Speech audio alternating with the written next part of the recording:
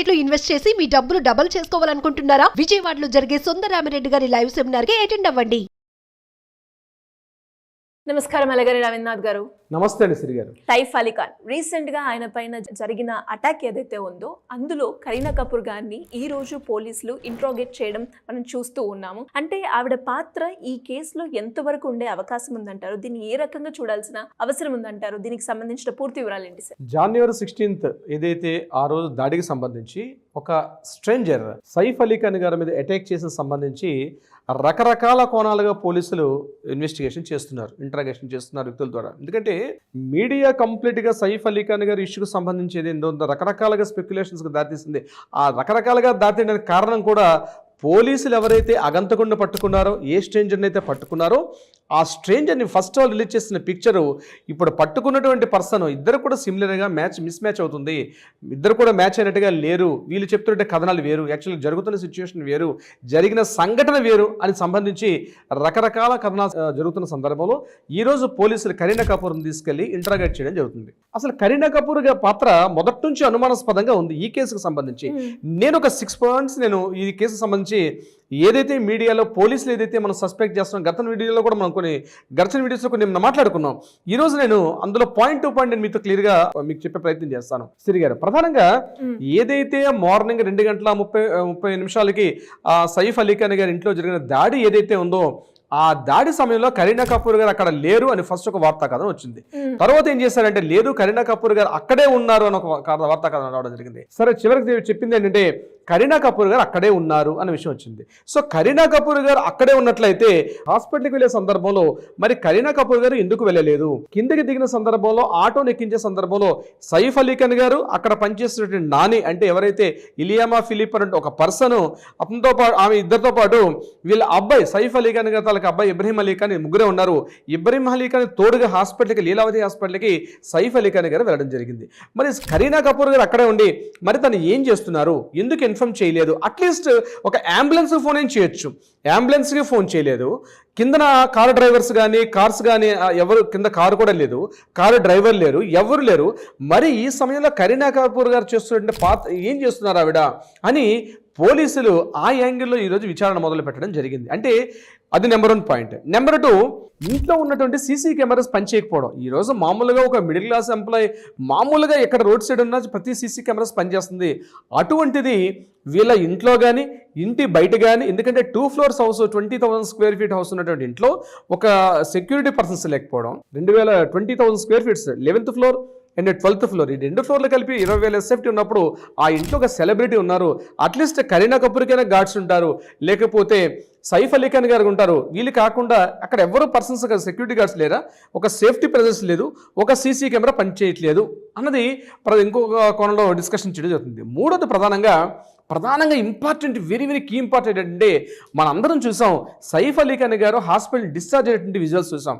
అందులో 6 కత్తిపోట్లకు గురై, అది కూడా వెన్నుముకకి సర్జరీ జరిగిన తర్వాత వెన్నుముకలో ఒక 2 నుంచి 3 అంగుళాల విలువైనటువంటి ఒక షార్ప్ ఎడ్జ్ తన బాడీలో ఉంటే సర్జరీ చేసి ఆ బాడీలో ఆ పార్ట్ను బయటికి తీసిన తర్వాత ఒక పర్సన్ అంటే జస్ట్ 16 జరిగింది అంటే 17th, 18th, 19th, 20 with in 4 daysలో ఇమ్మీడియట్గా నడుచుకుంటూ 2 చేతులు ఊపుకుంటూ హ్యాపీగా బాడీ ఎక్కడ కూడా ఏమాత్రం కూడా ఒక గాయమైనట్టుగా ఒక సర్జరీ ఎక్కడ లేకుండా, ఒక స్ట్రెచర్ లేకుండా నీట్గా ఒక pant shirt white shirt insert చేసుకొని నీటి గాగుల్స్ పెట్టుకొని చక్కగా ఇప్పుడు షూటింగ్ వెళ్తున్నాడా సైఫ్ అలీ ఖాన్ అన్నట్టుగా ఆ విజువల్స్ మనం చూసాం.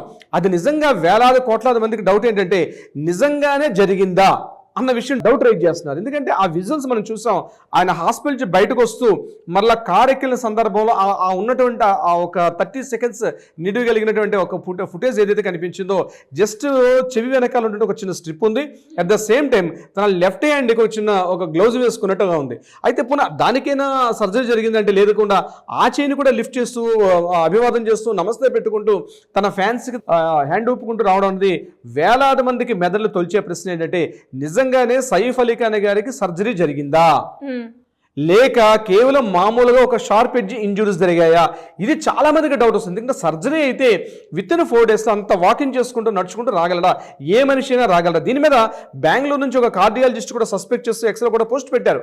నిజంగా ఇది జరగదు, మా మదర్ కూడా ఇట్లా జరిగింది, కానీ అట్లీస్ట్ 15 days బెడ్ రెస్ట్ అవుతుంది. ఎందుకంటే స్పైనల్ కార్డ్కి ఏదైతే వెన్నుముకకు సర్జరీ జరిగిందంటే ఇమ్మీడియట్గా మనిషి నిటారుగా నిలబడడం కానీ ఈజీగా నడుచుకుని వెళ్ళడం కానీ ఇంపాసిబుల్. అంత టెక్నాలజీ మనకు రాలేదు, ఇదేదో వింత అన్నట్టుగా ఒక డాక్టర్ గారు ఎక్స్రే కూడా పోస్ట్ చేశారు. అంటే ఇది ఒక డౌట్ మనకి రేజ్ చేస్తున్నారు. మరొక ఇంపార్టెంట్ పాయింట్ ఏంటంటే ప్రధానంగా అక్కడ ఇలియామా ఫిలిప్ ఇచ్చిన ఎఫ్ఐఆర్ రిపోర్ట్లో ఏముందంటే ఎవరైతే స్ట్రేంజర్ వచ్చాడో ఆ స్ట్రేంజర్ చేతిలో ఒక చేతిలో హెక్సా బ్లేడ్ ఉంది, మరో చేతిలో స్టిక్ ఉంది. అతను కేవలం ఆ 2 ఇన్స్ట్రుమెంట్తో బయటకు వచ్చాడండి. మరి హెక్సా బ్లేడ్ అండ్ స్టిక్తో వచ్చినప్పుడు మరి షార్ప్ ఎడ్జ్ ఎట్లా వచ్చింది బాడీలోంచి? ఇంట్లోంచి కిచెన్లో ఉన్నటువంటి ఒక చికెన్ హార్స్ ఐటమ్స్ కట్ చేసుకుంటే ఒక నైఫ్, ఒక చాకుని ఆయనకు గుచ్చినట్టుగా చెప్పారు పోలీసులు. మరి ఆయన చేతిలో అగంతకుడి చేతిలో ఉన్నది ఏంది? హెక్సా బ్లేడ్ నేను చూశానని చెప్పి అక్కడ ఇలియామా ఫిలిప్ చేసే ఎఫ్ఐఆర్ రిపోర్ట్లో ఉంది. మరి ఇక్కడ షార్ప్ ఎడ్జ్ దిగిపోయిందంటే ఒక చాకుని తీసుకొచ్చి పొట్టలో పొడిస్తే లోపల విరిగిపోయిందంటే బలంగా లేకపోతే చాకైనా బలహీనంగా ఉండాలి, లేకపోతే ఆ వ్యక్తి అయినా బలంగా ఉండాలి.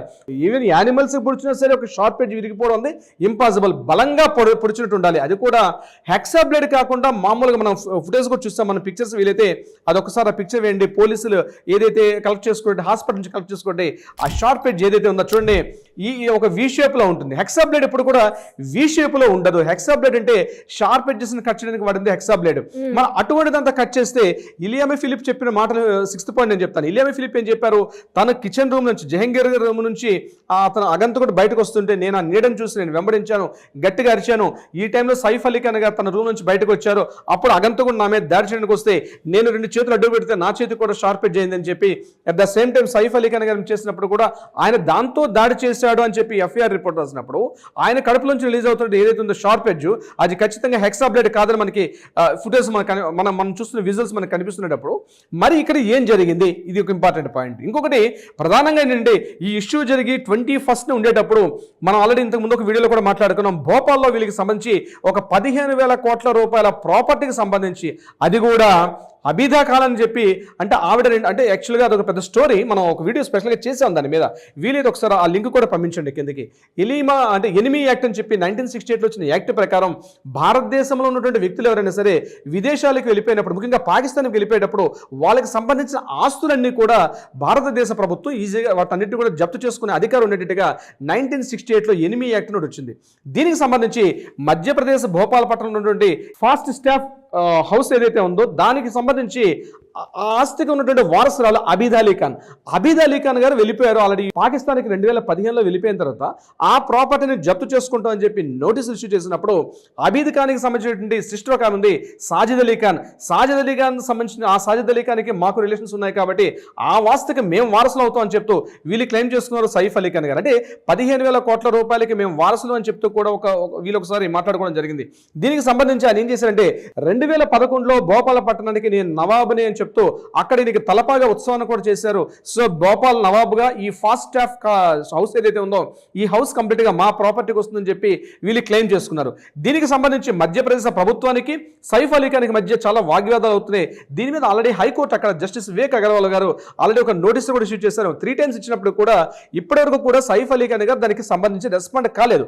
అయితే దీనికి సంబంధించి 15,000 కోట్ల రూపాయల ప్రాపర్టీ ఏదైతే ఉందో దానికి సంబంధించి అటు కపూర్ ఫ్యామిలీకి అదేవిధంగా సైఫ్ అలీ ఖాన్ ఫ్యామిలీకి మధ్య చాలా డిస్కషన్స్ అవుతాయని చెప్పి కొంతమంది విశ్వసనీయ వర్గాల బోగట కొంత నడుస్తుంది ఇన్ఫర్మేషన్. అయితే దీనికి సంబంధించి కరీనా కపూర్ గారు ఏమైనా రిటార్డ్ తీసుకున్నారు లేదా ఆ ఇంట్లో ఏమైనా జరిగిందా, ఈ భార్యాభర్తల మధ్య ఏదైనా గొడవకు సంబంధించి ఒక గట్టిగా ఆర్గ్యుమెంట్ జరిగితే ఇది కేవలం ఒక ప్రీఫ్యాబ్రికేటెడ్ ఒక స్టోరీని వెళ్ళి పోలీసులకు చూపించారా, ఇందులో కరీనా కపూర్ గారి పాత్ర ఉంటుందంటారని చెప్పి నేషనల్ మీడియా మొత్తం కూడా కోడైకి వస్తుంది దీనికి సంబంధించి. ఎందుకంటే కరీనా కపూర్ గారు ప్రతి నిమిషం కూడా ఈ సంఘటన జరిగినప్పటి నుంచి ఈ రోజు వరకు కూడా ప్రతి క్షణం ఆవిడ మాట్లాడుతున్న మాటలు ఏదైతే ఎఫ్ఐఆర్ రిపోర్ట్ ఇచ్చారో FIR report at the same time అక్కడ జరిగిన సంఘటన ఇవన్నీ సింక్ చేస్తుంటే ఇదంతా ఒక ప్రీ ఫ్యాబ్రికేటెడ్ స్టోరీగానే కనిపిస్తుంది తప్ప రియల్గా జరిగిందా లేదంది ఇప్పటిదాకా తెలియలేదు. దీని మీద పోలీసులు ఇమీడియట్గా డౌట్స్ రేజ్ చేసి ఒక్కొక్కరు కూడా ఇంట్రాగేషన్ చేస్తున్నారు. అంటే అంటే ప్రధానంగా ఏంటంటే ఇప్పుడు నేను చెప్పిన 5 పాయింట్స్లో అది చిన్నపిల్లలకి అడిగిన చెప్తారు, వెరీ ఇంపార్టెంట్ పాయింట్స్ అవి. ఈ కేసుకు సంబంధించి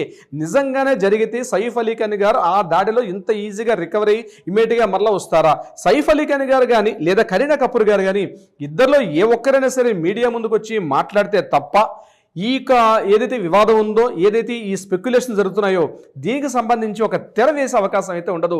దీని మీద పోలీసులు వాళ్ళకి సంబంధించినటువంటి ధోరణిలో వాళ్ళు ఇన్వెస్టిగేషన్ చేస్తున్నారు. ఏదేమైనప్పుడు కూడా కరీనా కపూర్ గారి పాత్ర ఏదైతే ఉందో మాత్రం డెఫినెట్గా మాత్రం ప్రతి ఒక్కరు సస్పెక్ట్ చేస్తున్నారు. ప్రతిదీ అనుమానాస్పదంగా ఉంది. డెఫినెట్గా no doubt at all Kareena Kapoor గారు మాట్లాడాల్సిన అవసరం ఉంది. ఇది మా ఇంటి విషయం అంటే కుదరదు.